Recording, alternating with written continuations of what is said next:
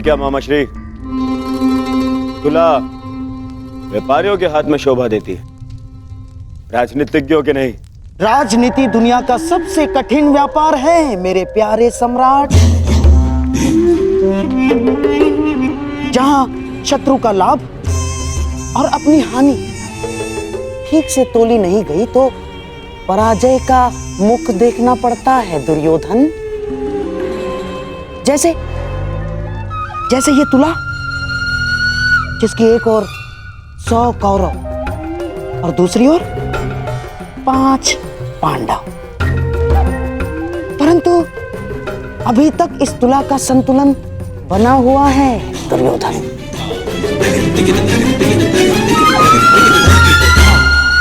और ये है दिग्विजय, और दिग्विजय के पश्चात शक्ति का संतुलन हमारे पक्ष में होगा।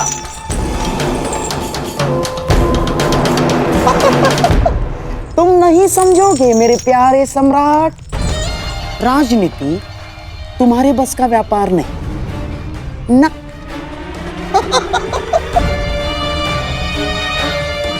अर्थात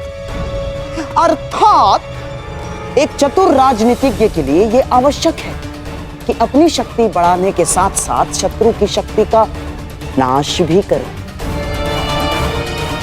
तुला का भार अपने पलड़े की ओर करने के लिए यह आवश्यक नहीं है कि अपना भार बढ़ा लिया जाए। शत्रु का भार कम करके भी यह सब किया जा सकता है दुर्योधन।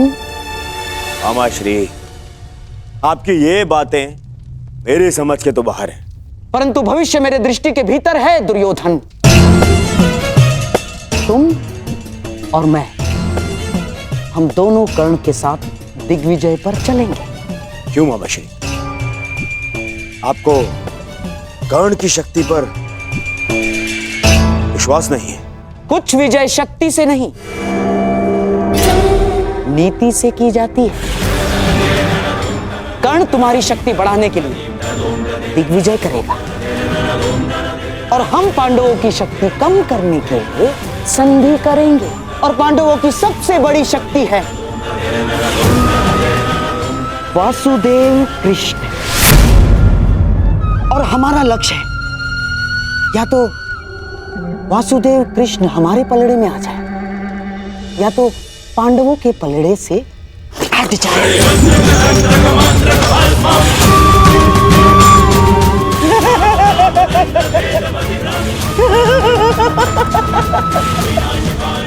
बस इतना कर लो मेरे प्यारे सम्राट, तो सदैव के लिए भारतवर्ष तुम्हारा। वासुदेव कृष्ण।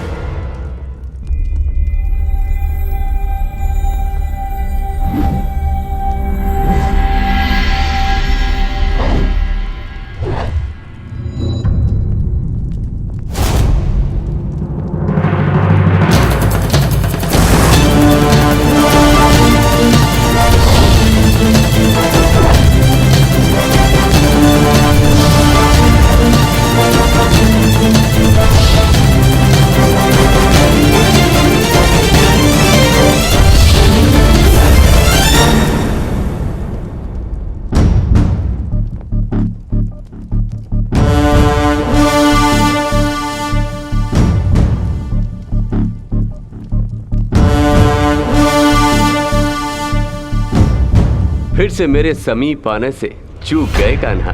चूंकि आपकी दृष्टि है ही इतनी तीक्ष्ण दाऊ।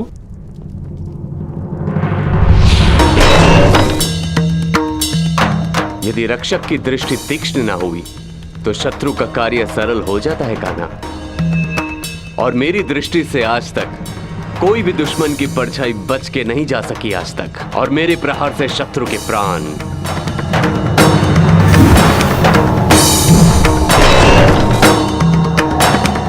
और यदि कोई ऐसा वीर आया जिसे आक्रमण करने से ना रोक सके तो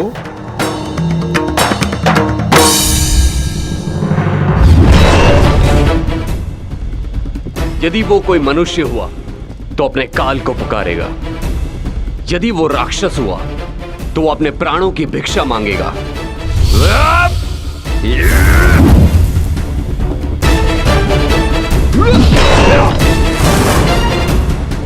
और यदि वो देवता हुआ तो वो पछताएगा कि उसने अमृत पान क्यों किया। और यदि आक्रमण करने वाला देव दानव मनुष्यों से अधिक शक्तिशाली हुआ तो द्वारिका की रक्षा कैसे होगी दाऊ? तुम्हारे और मेरे रहते हुए भला द्वारका की ओर कौन खड़ा रह सकता है?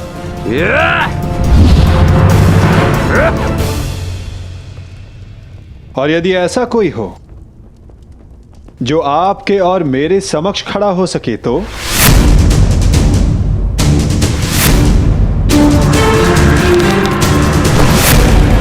क्योंकि जिसका सामना हमसे होने वाला है दाऊ, वो स्वयं में एक पहेली है।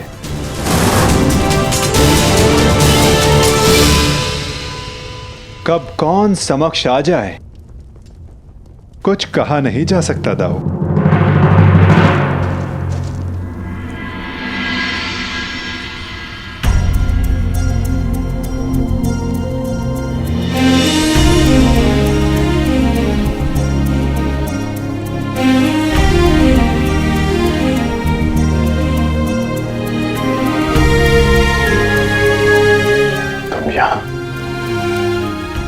हाँ, सुना है तुम दिग्विजय पर जा रहे हो, इसीलिए तुम्हें शुभकामना देने चली आई। तुम्हारा मुख बता रहा है कि तुम शुभकामना देने नहीं, किसी प्रश्न का उत्तर लेने आई हो। प्रश्न तुम जानते हो कर्ण।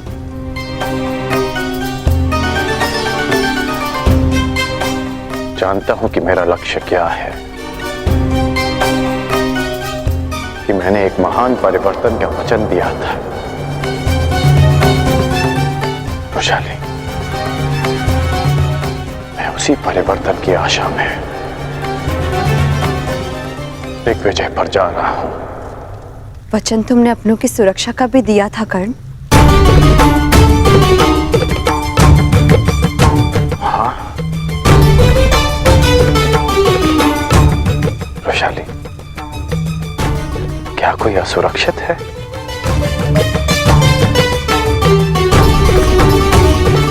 किसी को उसके अधिकारों से वंचित किया गया है क्या? हाँ, तुम्हारे अपनों में तुम्हारे राज्य के निवासियों के अतिरिक्त कोई और भी सम्मिलित है कर्ण।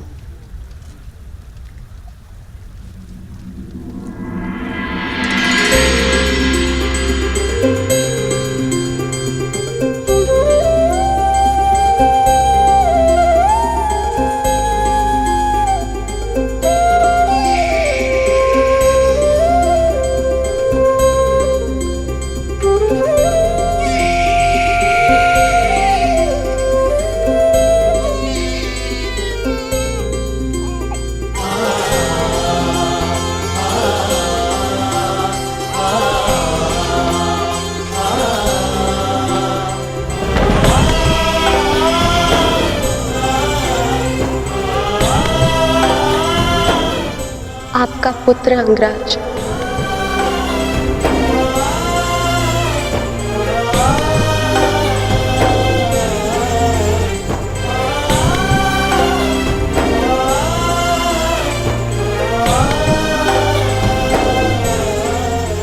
इसका नाम क्या रखा? नामकरण अभी किया नहीं। पुत्र के नामकरण का अधिकार उसके पिता को होता है।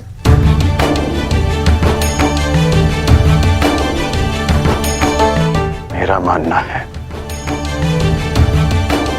कि वृक्ष पर सबसे पहला अधिकार भूमि का होता है, बीज का नहीं। उसी बात ही एक संतान पर सबसे पहला अधिकार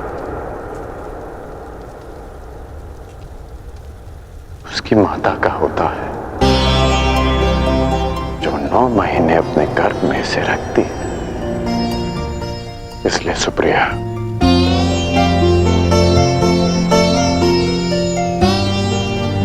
इसका नामकरण तुम करोगी।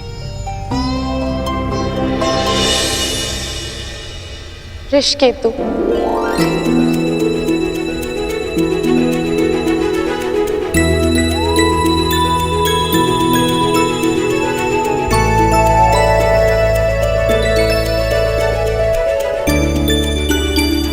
उस रुशाली के नाम पर जिसके त्याग के कारण मैंने आपको पति के रूप में पाया, मैं उसका नाम अपने पुत्र को देना चाहती हूँ।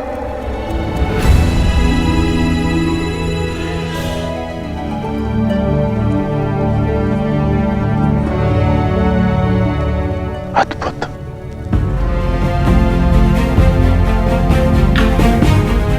ये नाम सदा इसे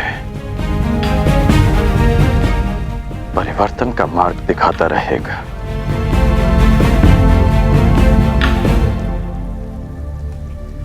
सुप्रिया, मैं नहीं जानता कि दिग्विजय पूर्ण होने में कितने वर्ष लगेंगे।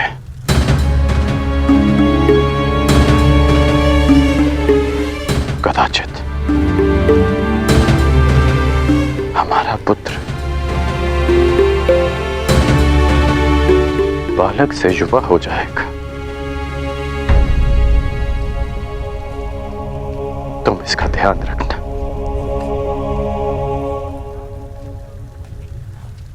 इसे कर्ण मत मनने देना।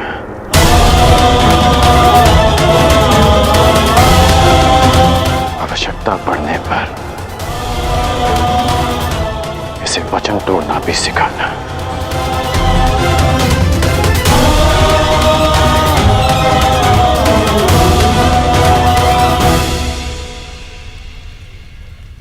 परंतु युवराज के लिए आप दिग्विजय पर क्यों जा रहे हैं? मैं युवराज के लिए नहीं, परिवर्तन के लिए जा रहा हूं। मेरी इच्छा है कि मेरी संतान एक नए भारत में पले, परिवर्तित भारत में, जहां कोई अन्याय ना हो, अत्याचार ना हो, कोई भेदभाव ना हो, जहां श्रेष्ठता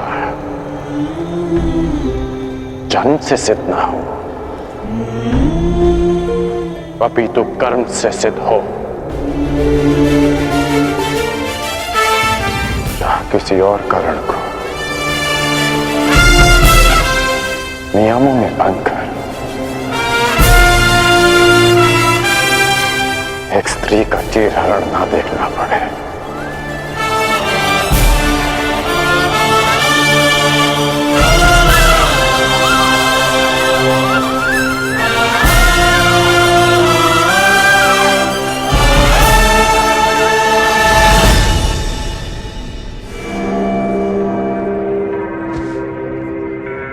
कुछ शेष तो नहीं रह गया? जी नहीं। मेरी पान सुपारी जी। और मिष्ठान? जी, आपके अंगवस्त्र भी। जाओ। अमश्री, इतनी सारी सामग्री? युद्ध पर जा रहे हो सम्राट, वन विहार पर नहीं। और ये सारी वस्तुएं महत्वपूर्ण हैं। हर एक वस्तु काम की है। जैसे पान इसलिए कि रात्रि तुम जग सको। किसे क्या शत्रु रात्रि में आक्रमण कर दे। और हाँ, मिष्ठान इसलिए कि आवश्यकता पड़ने पर भूखा ना मरना पड़े। अतिरिक्त अंगवस्त्र भी ले लिए मैंने, आवश्यकता पड़े तो ले लेगा। ये सब क्या है गांधार नरेश?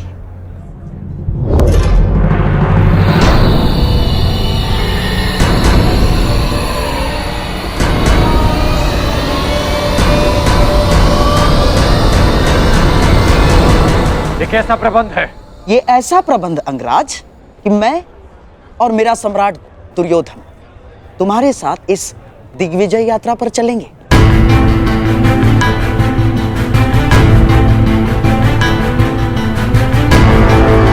परंतु इसकी क्या आवश्यकता है? आवश्यकता है अंगराज, आवश्यकता है। तुम उन राजाओं पर विजय तो पालोगे, परंतु उनके समक्ष संधि की शर्तें कौन रखेगा? मैं। और हस्तिनापुर के प्रतिनिधित्व के रूप में मेरे दुर्योधन के समक्ष वो समर्पण करेंगे। मामाश्री,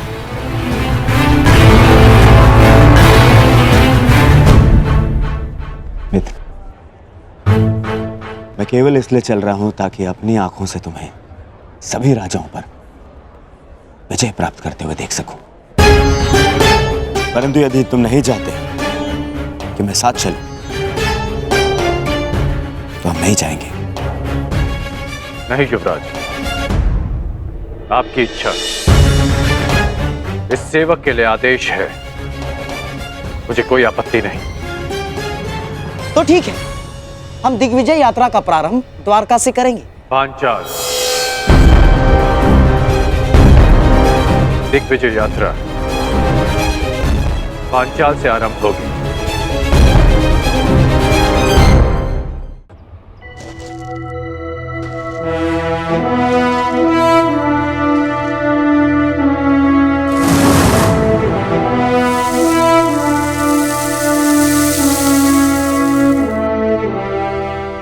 अब भी एक महत्वपूर्ण अस्त्र पाना शेष है पार्थ, पशुपतास्त्र।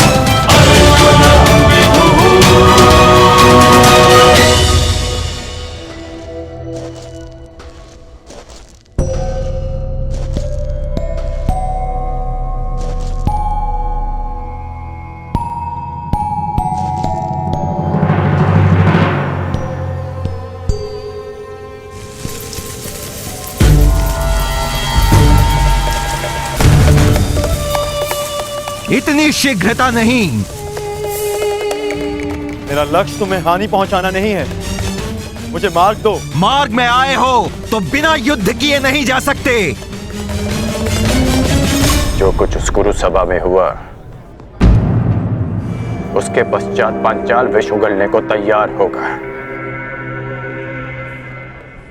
और इससे पहले पांचाली के पिता अपनी पुत्री के अपमान का प्रतिकार करें। हमें उन पे आक्रमण करके उन्हें निशक्त करना होगा।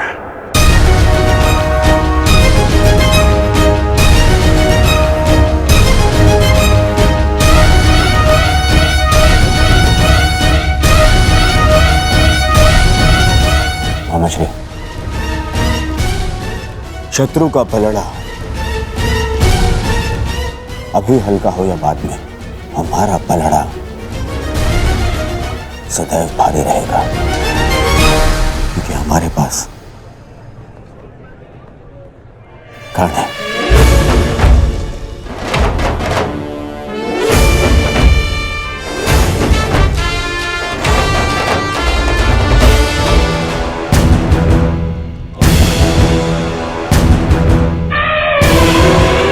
धर्म अनुसार आक्रमण से पूर्व हमें पांचाल को चेतावनी देनी होगी।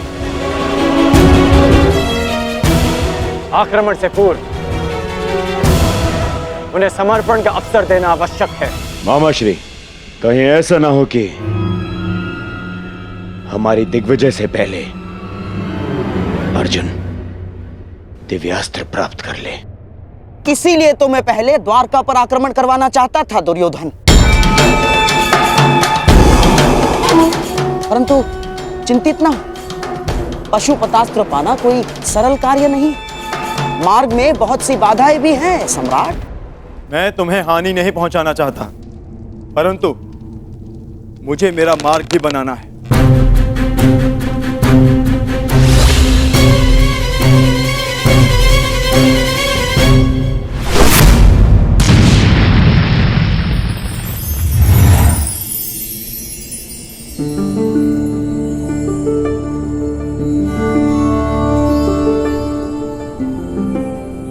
मैंने आज तक तुम जैसा मनुष्य नहीं देखा, इतना हठी परंतु इतना चैतन्य। तुम्हें मार्ग देकर मुझे आनंद की प्राप्ति होगी।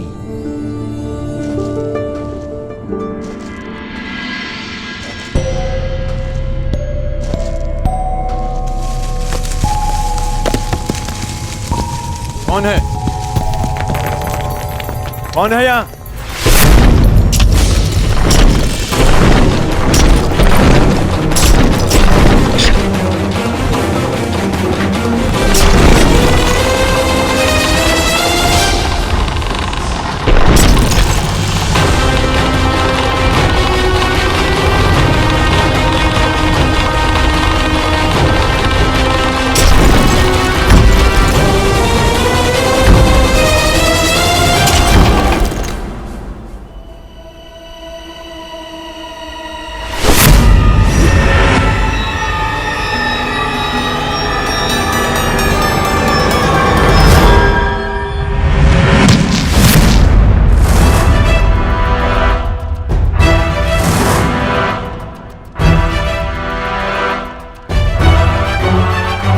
ये तो महागुरु परशुराम के शिष्य का संदेश है, परंतु किसका? द्रोण का, भीष्म का, या फिर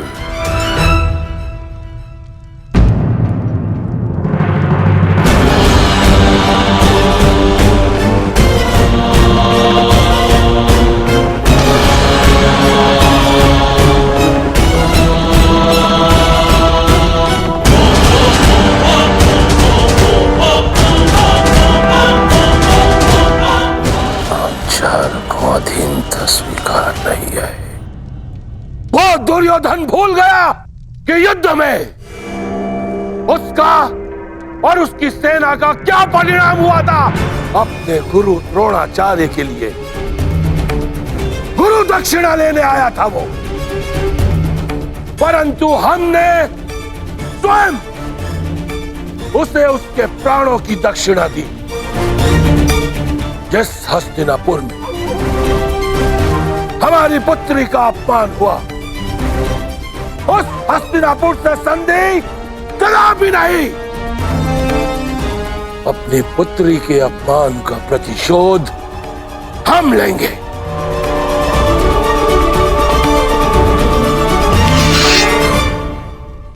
यह पांचाल नरेश द्रुपद हस्तिनापुर के विरुद्ध युद्ध का शंखनाद करता है। धृष्टद्युम्न, पांचाल के सबसे घातक अस्त्र को प्रस्तुत करने का समय आ गया है।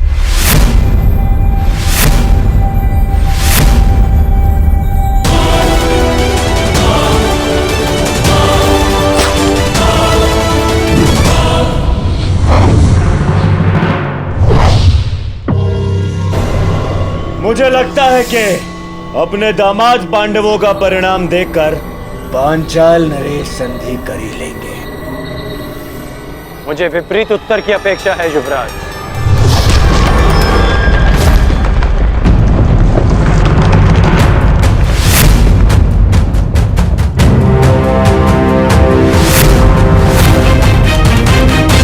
पांचाल नरेश का उत्तर आ गया युवराज।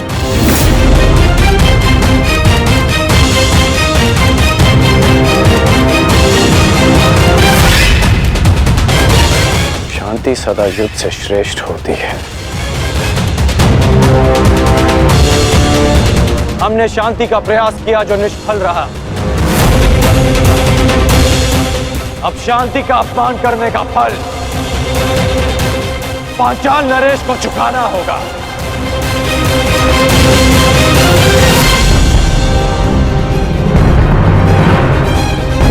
अब जब युद्ध निश्चित है अंगराज, तो सावधान रहना। कदाचित आपने पांचाल के मायावी योद्धा के विषय में नहीं सुना है। मायावी योद्धा? हाँ अंगराज, मायावी योद्धा, द्रुपद की सबसे बड़ी शक्ति।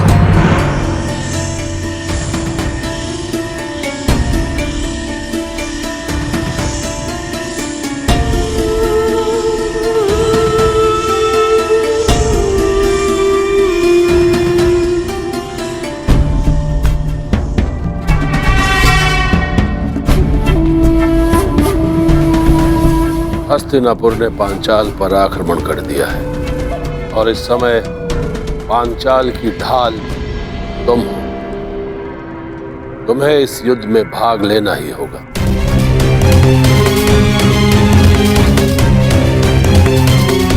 गहरे काले वस्त्रों में योद्धा नहीं, अंधकार है वो।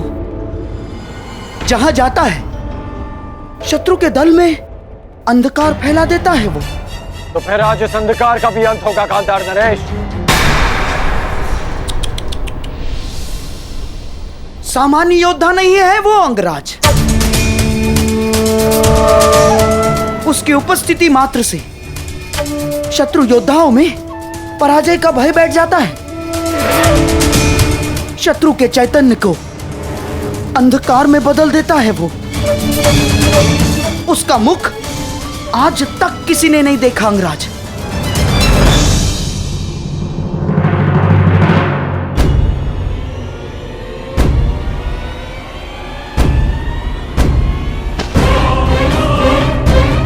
यही अवसर है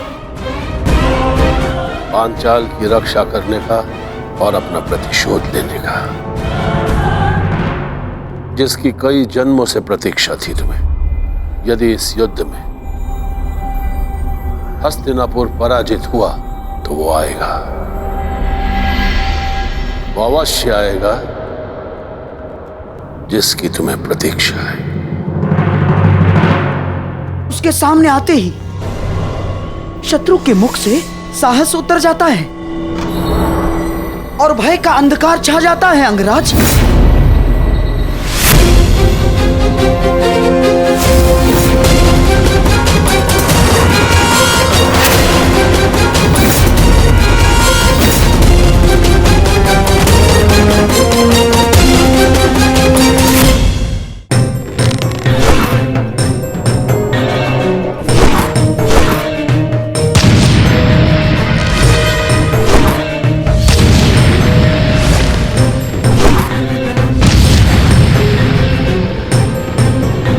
चट्टान पर बाणों का प्रभाव क्यों नहीं हो रहा? अवश्य ये कोई माया जाल है।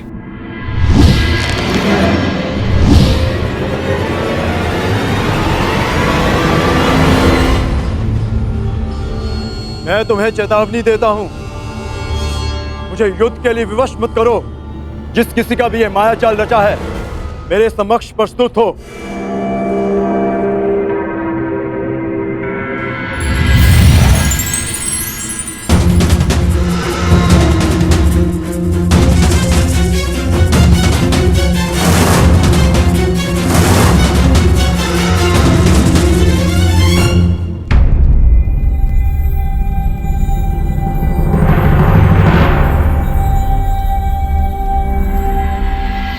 हस्तिनापुर ने पंचाल पर आक्रमण कर ही दिया। यदि हस्तिनापुर की सेना आई है तो वो भी जरूर आएगा, वो जिसकी मुझे वर्षों से प्रतीक्षा है। आप युद्ध कीजिए। हस्तिनापुर को अंधकार के गर्त में पहुंचाने के लिए आपका योद्धा उचित समय पर प्रस्तुत हो जाएगा।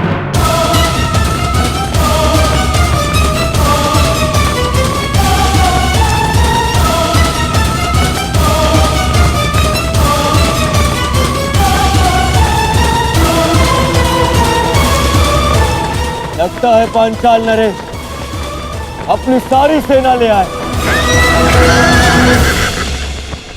तो आज पांचाल की सारी सेना का नाश होगा।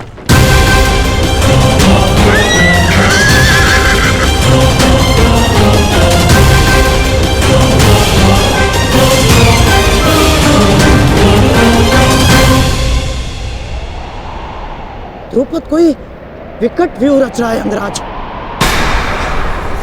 विकट नहीं,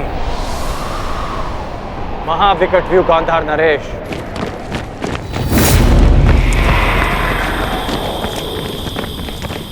ठीक से देखिए।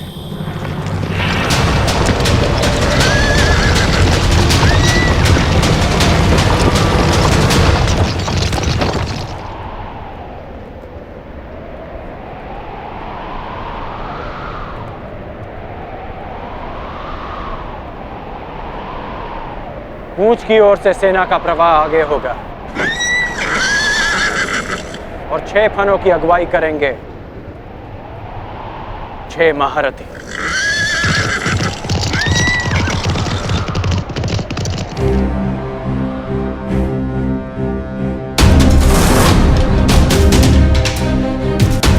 ये शेषनाग व्यू रच रहे हैं।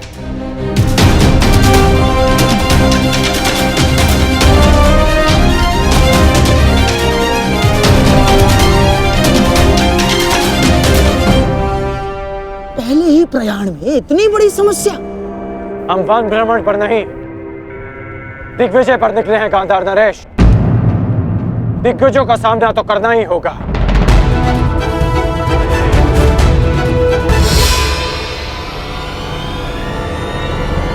व्यू रचना।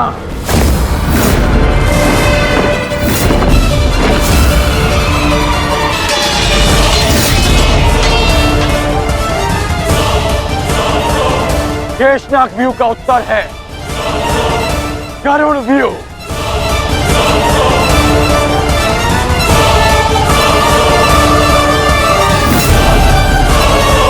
जिस प्रकार नागों का दमन गरुड़ करते हैं,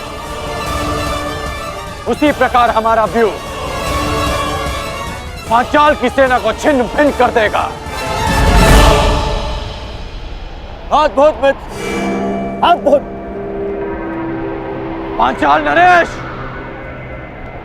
ये हस्तिनापुर की ओर से अंतिम चेतावनी है। अंतिम अवसर है आपके पास। युवराज दुर्योधन से संधि कर लीजिए। वही दुर्योधन ना जो पिछले युद्ध में हमारे हाथों बंदी बना था। वो दुर्योधन मित्रता के योग्य नहीं है। जिन कौरवों के हाथ हमारी पुत्री यज्ञासिनी के आंचल तक पहुंचे हैं, उन हाथों से संधि नहीं, अपितु उन हाथों का नाश होना चाहिए। अब मेरी भी अंतिम चेतावनी सुन लो अंगराज। तुम्हारा भला इसी में है कि लौट जाओ, अन्यथा जिस प्रकार चक्की में चने के साथ धुन भी पीसी जाती है, उसी प्रकार इस दुर्योधन के साथ तुम्हारा भी नाश होगा।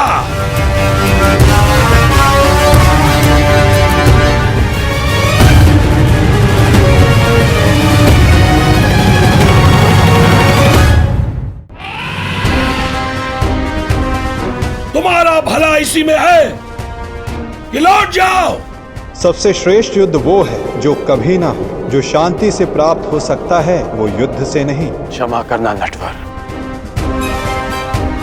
कुछ मनुष्य युद्ध से पूर्व शांति का महत्व नहीं समझते। आक्रमण! आक्रमण!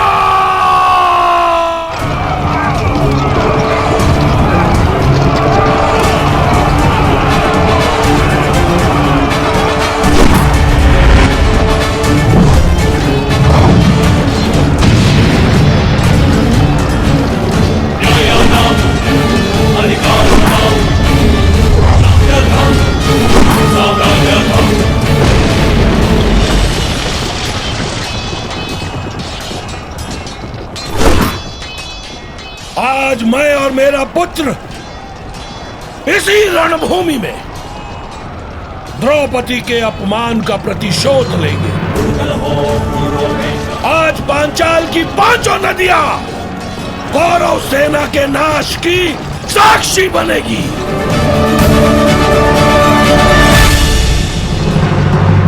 आप कौन है देवी? मालिनी, यक्षिणी हूं मैं। क्या चाहिए आपको?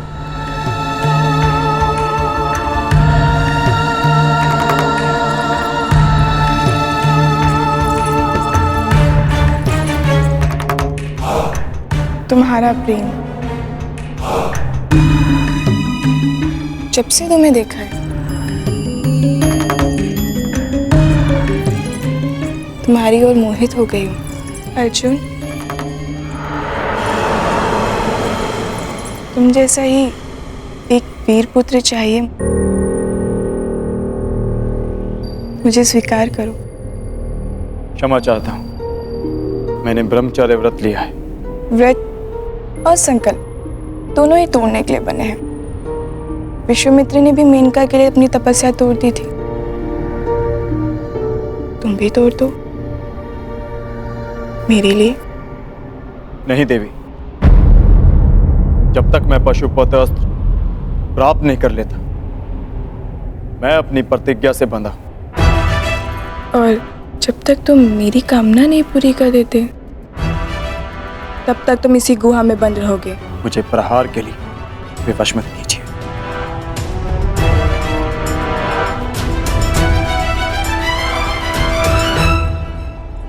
प्रयास करो।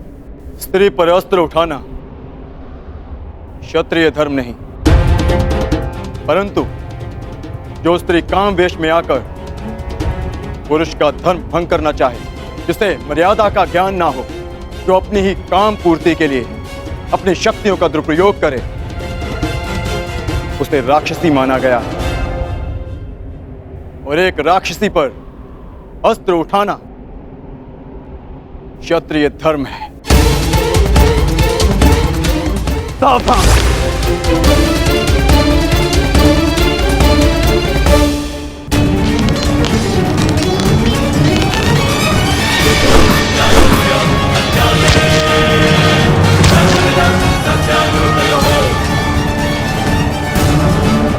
नरेश, आप भूल रहे हैं कि मैंने किससे शिक्षा ली है। कदाचित आपने मुझे स्वयंवर में अपने कौशल प्रदर्शन का अवसर दिया होता, तो आज आप मुझसे युद्ध करने का दुस्साहस नहीं करते।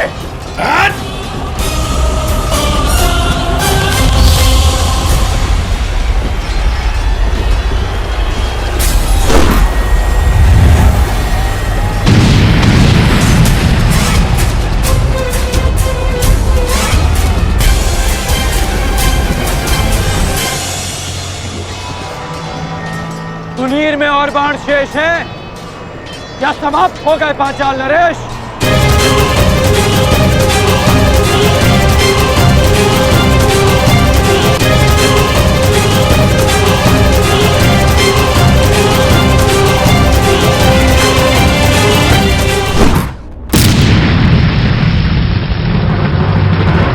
सुनीर में और बाण शेष हैं या समाप्त हो गए पांचाल नरेश?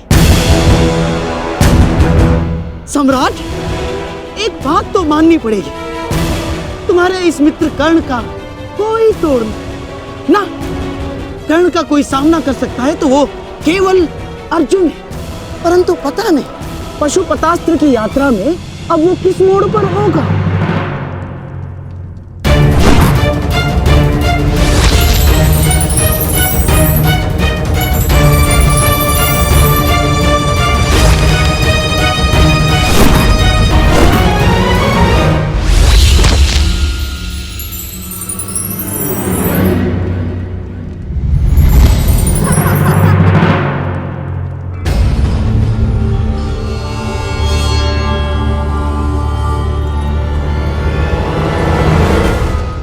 बड़े भोले हो तुम कौनते। जिस अस्त्र से मुझे मारा जा सके वो तुम्हारे पास नहीं है, परंतु जिस अस्त्र से तुम्हें बांधा जा सके वो अस्त्र मेरे पास है।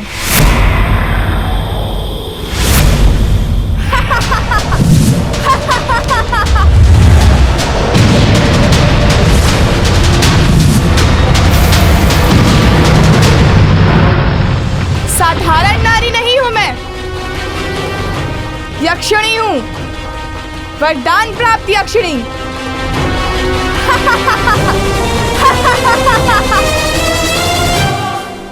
इस गण के सामने हमारा हर प्रहार असफल है पिताश्री। समय आ गया है पांचाल के सबसे घातक अस्त्र को प्रस्तुत करने का।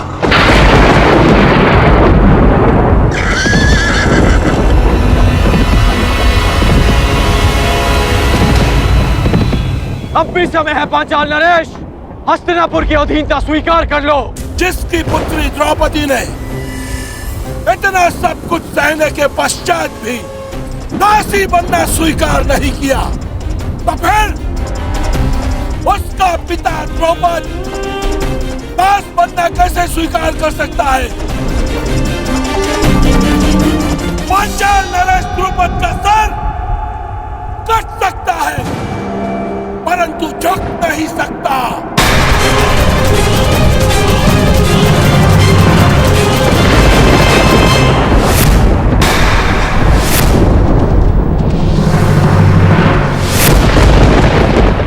मुझे युवराज दुर्योधन के चरणों में राजाओं के मस्तक चाहिए। झुके हुए मिले तो उत्तम, अन्यथा कटे ही सही।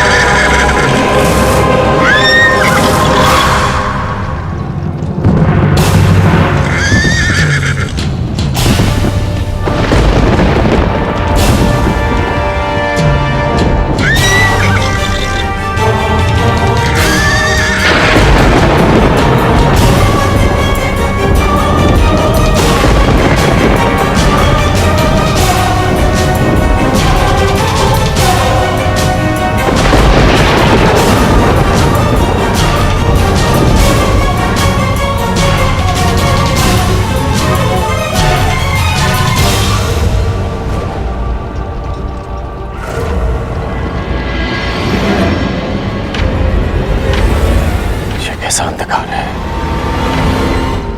कैसी माया है ये।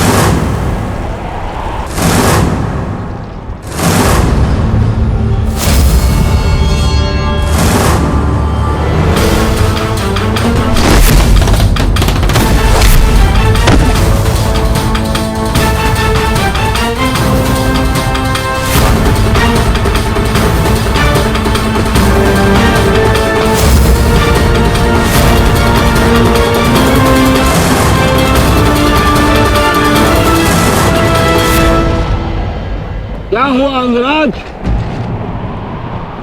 क्या हुआ? अब करो प्रहार। प्रहार करो अंगराज, प्रहार करो। कौन है ये?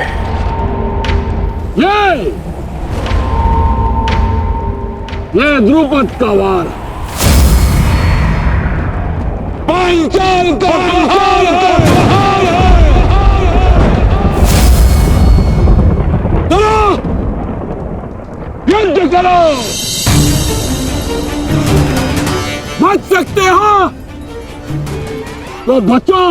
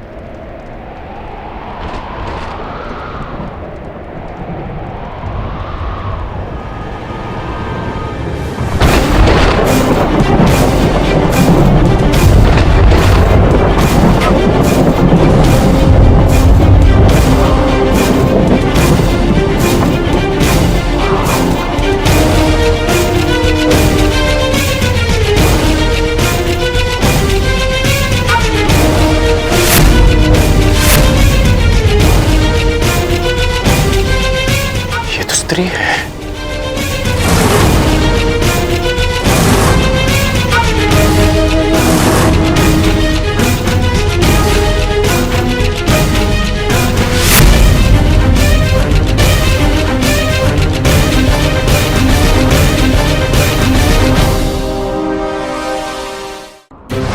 सावधान कर्ण।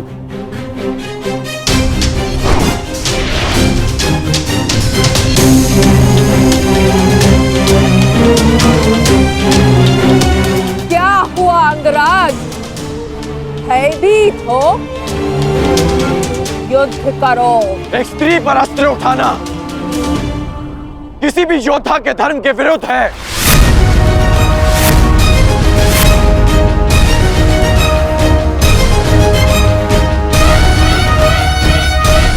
अब क्या करोगे मित्रगण? क्या स्त्री पर अस्त्र न उठाने के कारण हम दिग्विजय का पहला ही युद्ध हार जाएंगे? रुको मत अंगराज, युद्ध करो, क्योंकि जब तुम युद्ध करोगे तब तुम पराजित होगे, और जब हस्तिनापुर पराजित होगा तभी वो आएगा, तभी वो आएगा।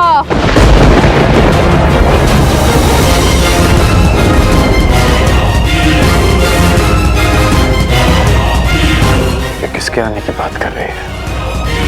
तुम सबको बंदी बनना होगा, तभी वो आएगा, तभी मेरे जन्मों का प्रतिशोध पूर्ण होगा। मामा जी, ये किसकी बात कर रही है? किसे लाना चाहती है वो यहाँ पे? मेरा प्रतिशोध पूर्ण करने के लिए उसे आना ही होगा।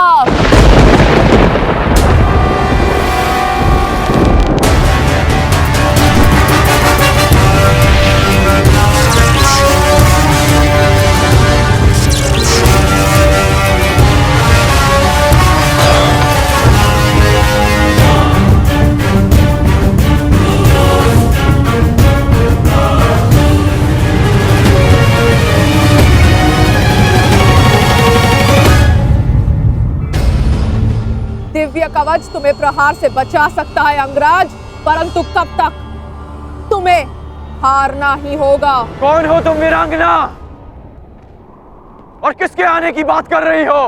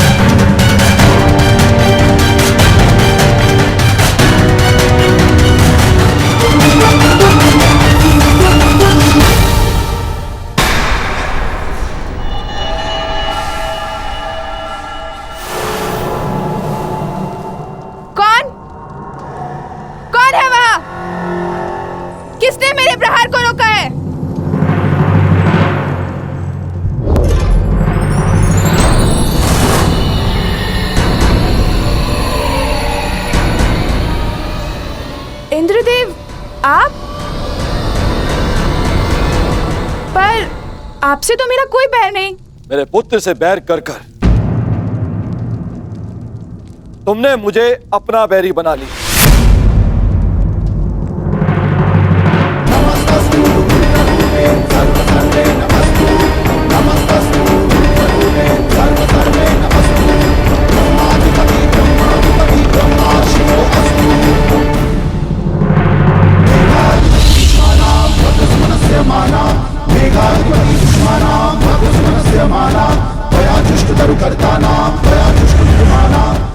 आप ऐसा नहीं कर सकते।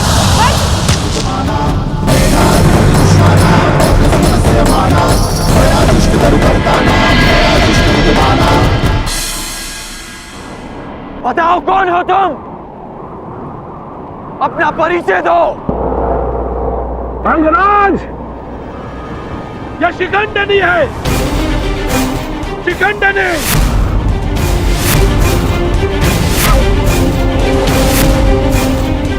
मेरी पुत्री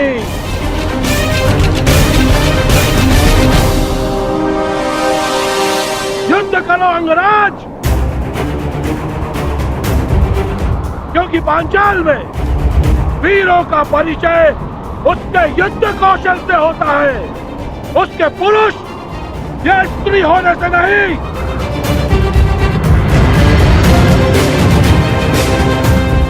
और यदि लड़ने का साहस नहीं है तो बुलाओ उसे, मेरे सामने लाओ। मैं एक स्त्री पर अस्त्र नहीं उठा सकता, और ये पता नहीं किसे लाने की बात कर रही है।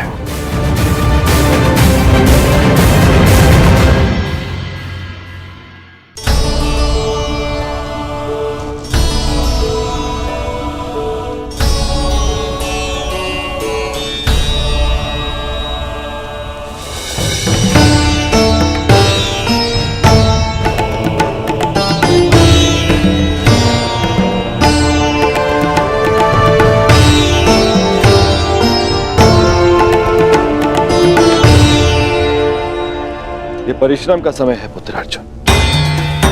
हमारा लक्ष्य कैलाश है। जाओ, कैलाश का मार्ग उस ओर है। जाओ अर्जुन,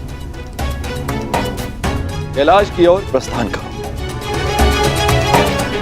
विजयी भाव, यशस्वी भाव, सफल भाव।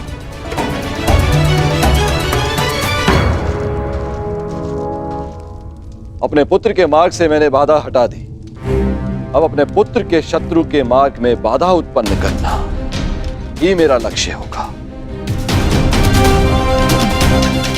सावधान कर, देवराज इंद्र अपना प्रतिशोध लेकर रहेगा। कर्ण, प्रहार करो। यदि तुमने प्रहार नहीं किया तो मैं प्रहार करूंगा। नहीं युवराज, नहीं।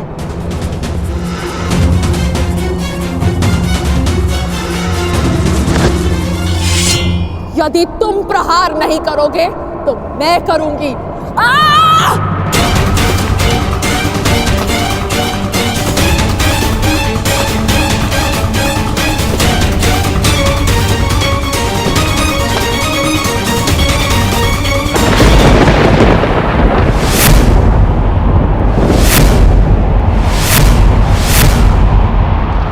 गया वो, आज मेरे जन्मों का प्रतिशोध पूर्ण होगा।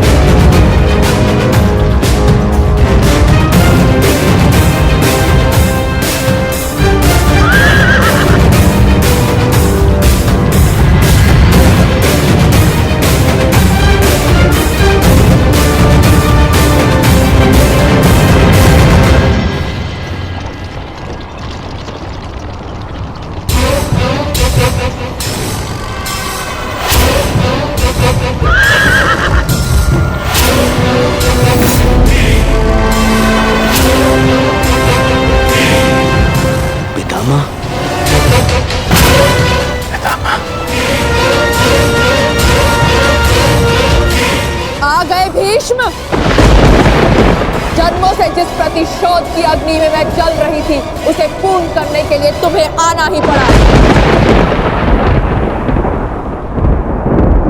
स्मरण है या भूल गए? मेरा अपमान, मेरे अस्तित्व का नाश। स्मरण है वो अपमानित अम्बा जिसे न प्रेम मिला न पति। स्मरण है वो अबला अम्बा जिसके स्वयंवर से एक टूटी हुई वस्तु के भांति उठाकर तुम ले आए। स्मरण है वो अम्बा जो अपने अपमान के प्रतिशोध के लिए हर वीर के पास गई, हर योद्धा के पास भटकी। स्मरण है वो अम्बा जिसने तुम्हारी नाश की प्रतिज्ञा लेकर अपने आप को अग्नि को समर्पित कर दिया।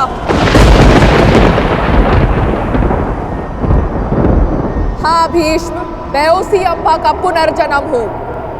शिखंडिनी, शिखंडिनी, शिखंडिनी।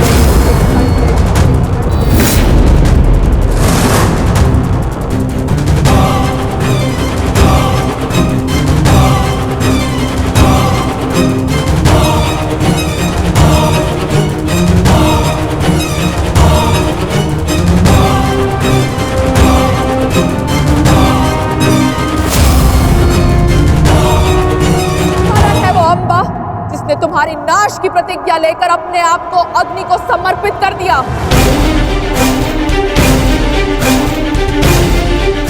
हाँ भीष्म, मैं उसी अम्बा का पुनर्जन्म हूं। शिखंडिनी, शिखंडिनी, शिखंडिनी।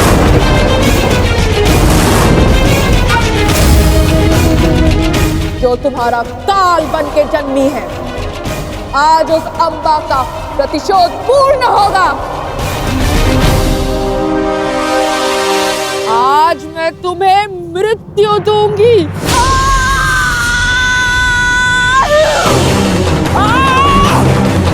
कौन? पितामह को बचाओ, रोको उसे।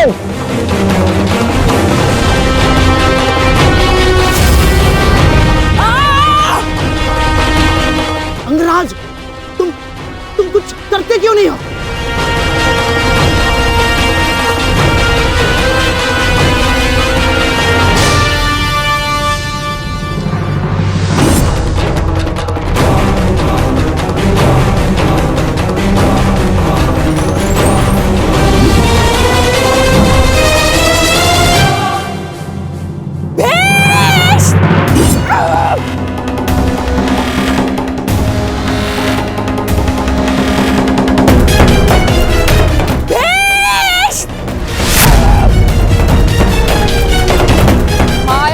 के बच नहीं पाओगे भीष्म।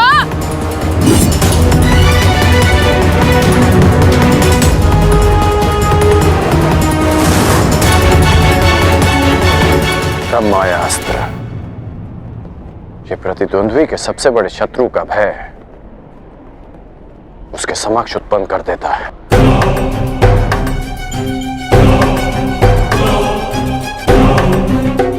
आज मैं तुम्हारे हर एक प्रतिबिंब का नाश कर दूंगी।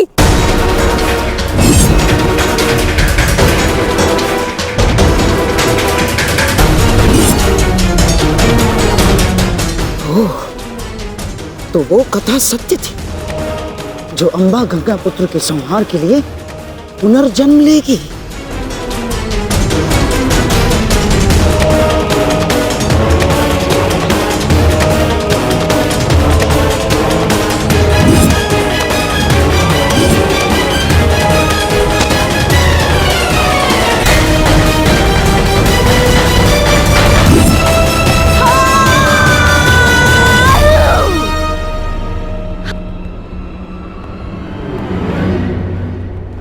मुझे मेरा प्रतिशोध लेना है।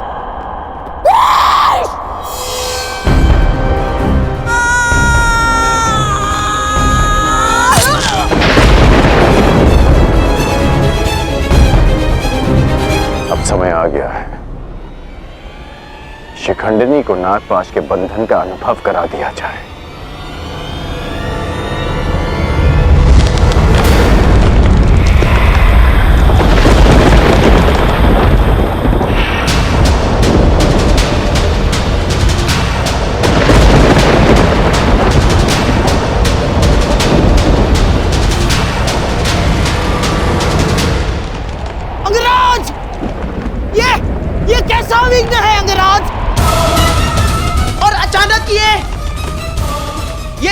जलवायु परिवर्तन कैसा?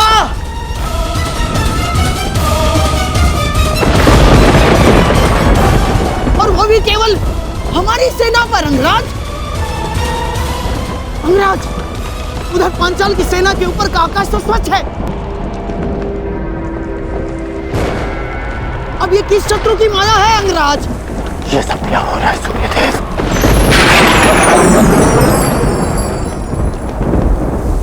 ये सूर्यदेव नहीं मूर्खगण, ये मैं, तुम्हारा परम शत्रु देवराजेंद्र।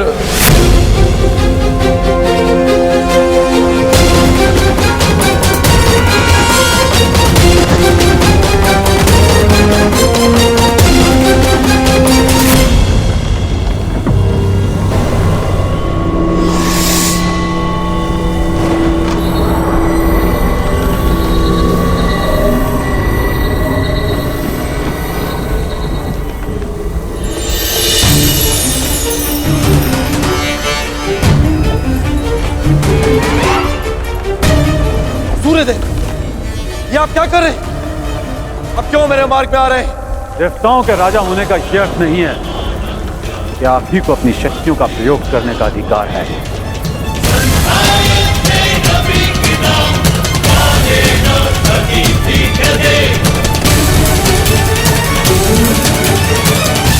परंतु सूर्यदेव, आप क्यों मेरे मार्ग में आ रहे हैं? प्रश्न मेरा भी यही है।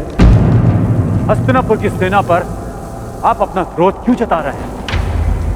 सूर्यदेव, मैं तो केवल अपने पुत्र के मार्ग में आई अड़चन को हटा रहा, और मैं भी अपने पुत्र की सहायता करने का प्रयत्न कर रहा हूं। आपका पुत्र? ये सूत पुत्र नहीं, सूर्य पुत्र कर्ण। माना आप देवताओं के राजा हैं, परंतु आप भी त्रिदेव द्वारा ही संचालित होते हैं। यदि आप अपने अधिकारों और शक्तियों का दुरुपयोग करेंगे तो मुझे भी अपनी शक्तियों का प्रयोग करने का अधिकार है।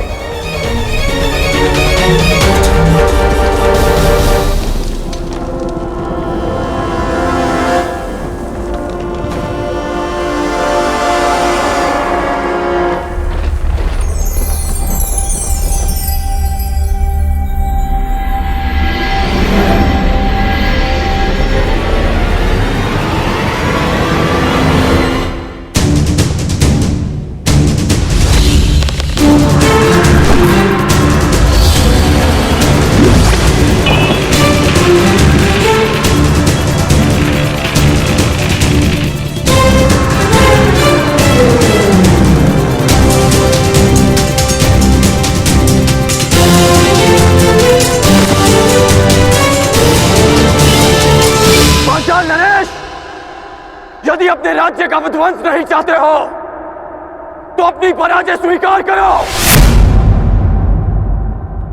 और अपना मुकुट युवराज दुर्योधन के चरणों में रख दो।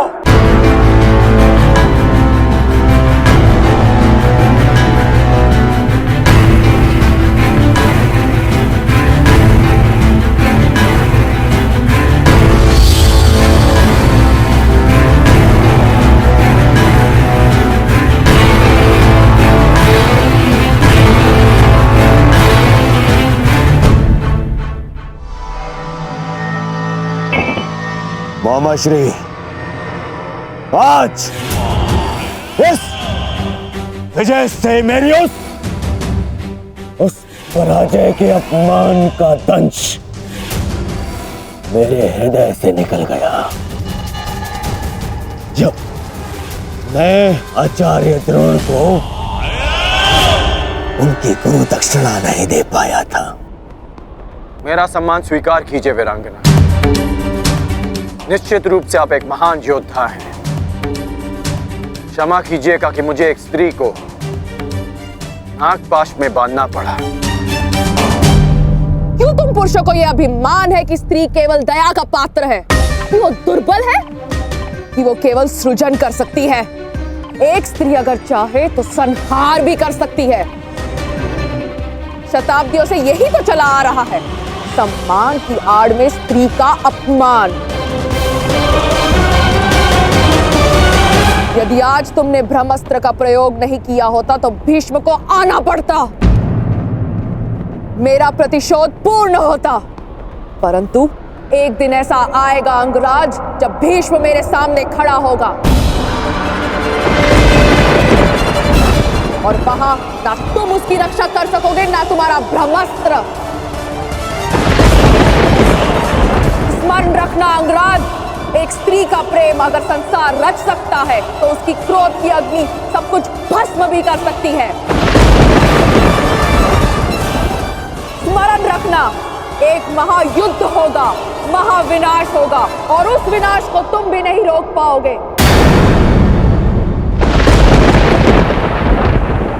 जहां तुम भी अपने घुटनों पर बैठकर अंतिम सांस लोगे। स्मरण रखना कर्ण।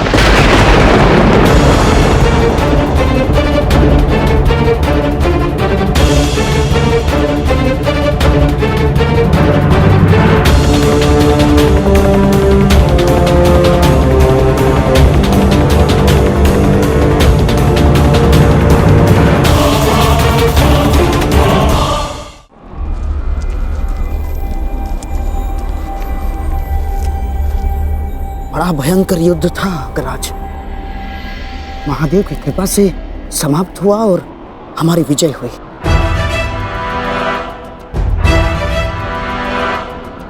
अभी कई युद्ध शेष हैं और कई विजय प्राप्त करनी है गांधार नरेश। हाँ।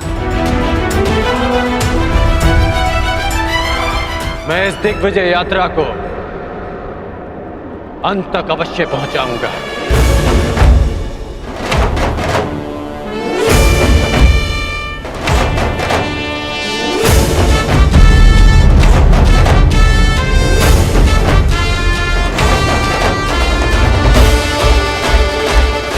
आखिर कब इस कर्ण का विजय रथ रुकेगा?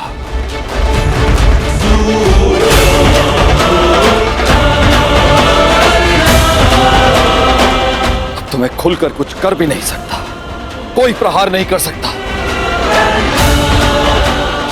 क्योंकि तुरंत सूर्यदेव इसके समर्थन में आ जाएंगे। सूर्य पुत्र कर्ण,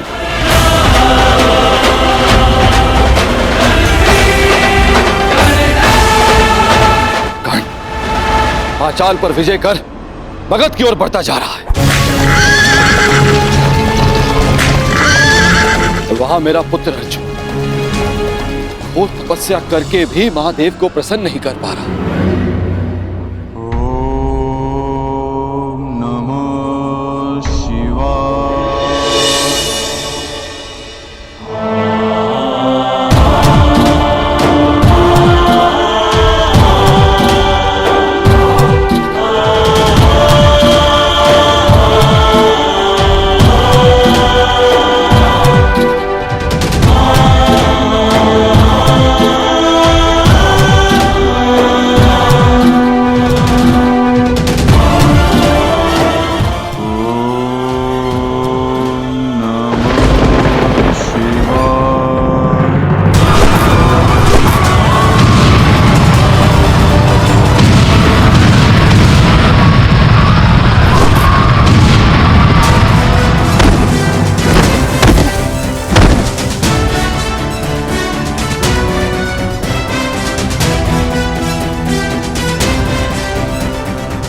कर्ण ने कलिंग और बंग पर भी विजय प्राप्त कर लिया।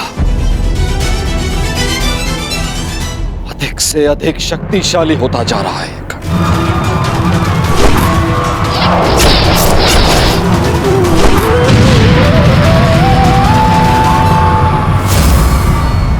अर्जुन, सब पर शीघ्र प्रसन्न होने वाले महादेव ना जाने कब मेरे पुत्र अर्जुन पर कृपा करेंगे।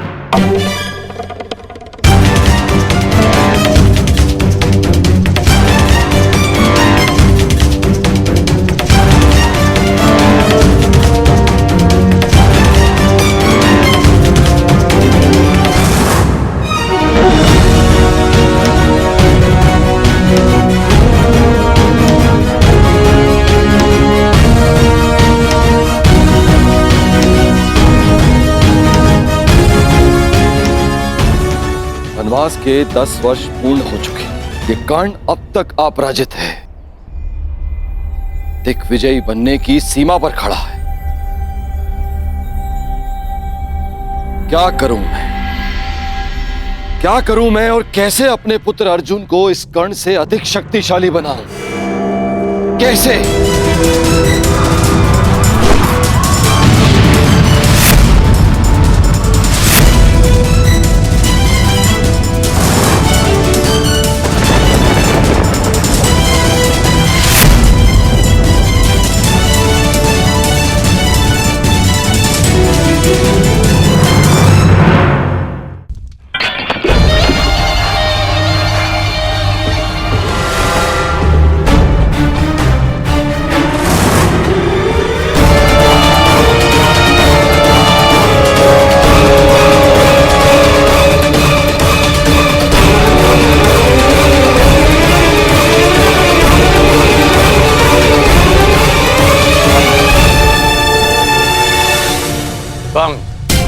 छेदी, कलिंग, मगध, त्रिगद, मत्स्य, इन सब पर या तो विजय मिली है या इनसे संधि हुई है। युवराज, आपके चरणों में भारत के सारे राजाओं के मुकुट प्रस्तुत हैं।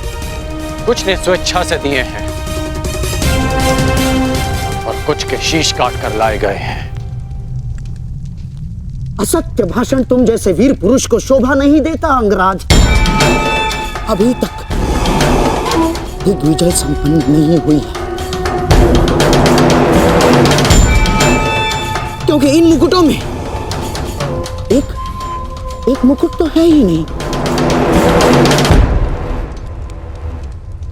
उग्रसेन का मुकुट अंगराज। द्वारका अंगराज, द्वारका। अभी तक तुम्हारा द्वारका पर विजय पाना शेष है अंगराज, और द्वारका पर विजय पाए बिना मेरे सम्राट दुर्योधन की दिग्विजय अधूरी होगी अंगराज।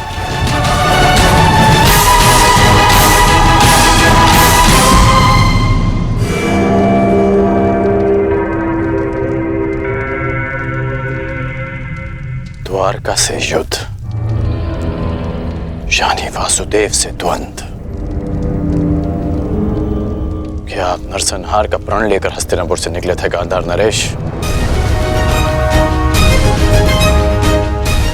रक्त की नदियां बह जाएंगी, परंतु वासुदेव और श्री बलराम को हराना असंभव है।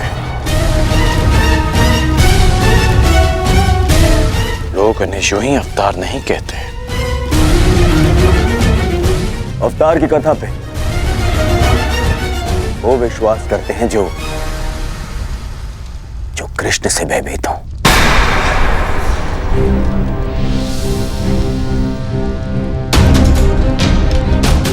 तुमने ही कहा था ना मित्र कि भावी युद्ध के लिए शक्तिशाली राजाओं को अपने समर्थन में लेना आवश्यक होगा।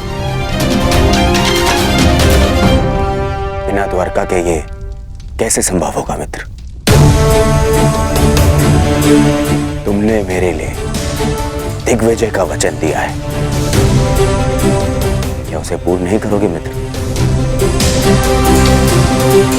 द्वारका का साथ अवश्य मिलेगा युवराज। शक्तिशाली को मित्र संधि से बनाया जाता है, युद्ध से नहीं।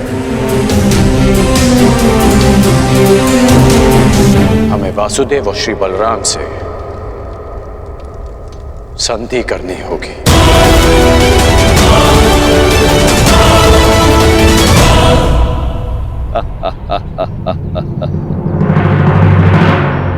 द्वारका से संधि? द्वारका से तुम्हारी संधि नहीं होने दूंगा कर्ण। तुम्हारे विनाश का जो अवसर मैं खोज रहा था वो तुमने स्वयं मुझे दे दिया है। अब देखना बलराम कैसे तुम्हारा विनाश करेंगे। ना ही ये सूर्यदेव बलराम के आगे कुछ कर पाएंगे और ना ही गोवर्धन उठाकर मुझे नीचा दिखाने वाला वो वासुदेव कृष्ण